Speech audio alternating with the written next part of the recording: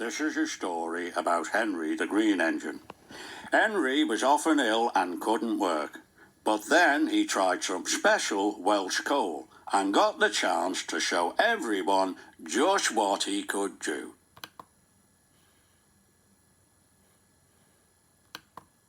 Henry was a big engine. Sometimes he could pull trains, but sometimes he felt too weak and had to stay in the yard. One morning, Henry was feeling very sorry for himself. "I suffer dreadfully and no one cares," he said. "Rubbish, Henry," snorted James. "You don't work hard enough."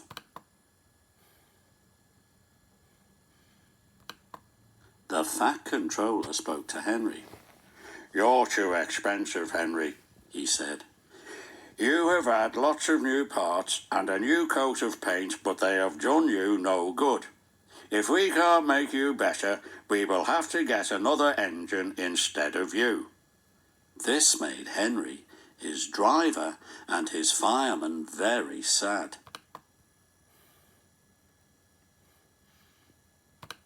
The Fat Controller was waiting when Henry came to the platform. He had taken off his hat and coat and put on overalls. He climbed on to Henry's footplate. Henry managed to start, but his fireman was not happy. "Henry is a bad steamer," he told the Fat Controller. "I build up his fire, but it doesn't give enough heat."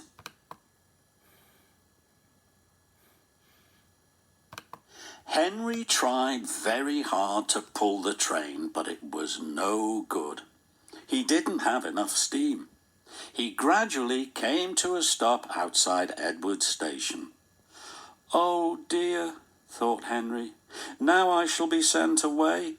Oh dear, oh dear." Henry went slowly into a siding, and Edward took charge of the train. "What do you think is wrong, fireman?" asked the Fat Controller. "It's the coal, sir," he answered. "It hasn't been very good lately. The other engines can manage because they have big fireboxes, but Henry's is small and can't make enough heat. With Welsh coal, he'd be a different engine."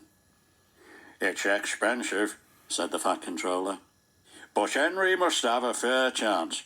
I'll send James to fetch some." Henry's driver and fireman were very excited when the coal came.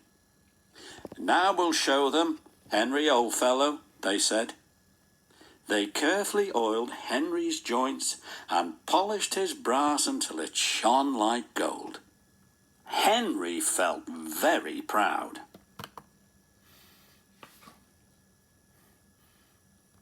Then Henry's fireman carefully made his fire.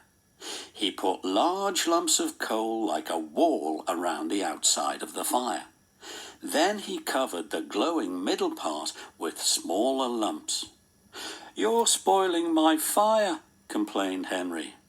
"Wait and see," said the fireman. "We'll have a roaring fire just when we need it."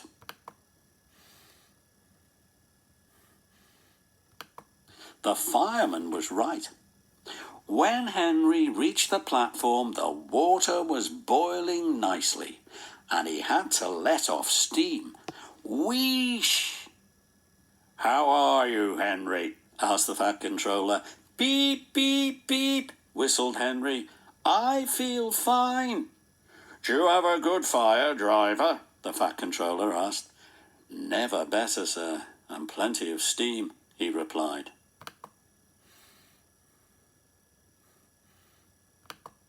Henry was impatient.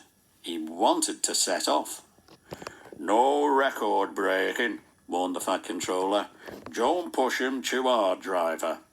"Henry won't need pushing, sir," the driver replied. "I'll have to hold him back." Henry had a lovely day. He had never felt so well in his life. He wanted to go fast, but his driver wouldn't let him. "Steady, old fellow," he said. "There's plenty of time."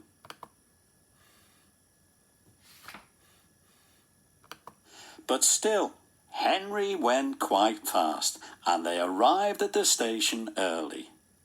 Thomas puffed in.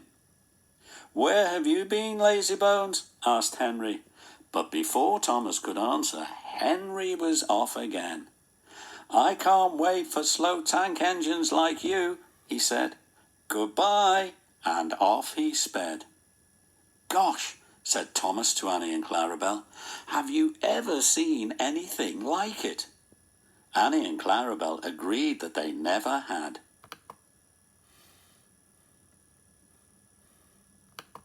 Henry was very happy. With his new Welsh coal, he could work as hard as the other engines. Then one day, Henry had a crash, and the Fat Controller sent him to be mended. Workmen gave Henry a brand new shape and a bigger firebox, so he wouldn't need special coal anymore. Now Henry is so splendid and strong, he sometimes pulls the express. "Peep, peep, pip, pip, peep," whistles Henry happily.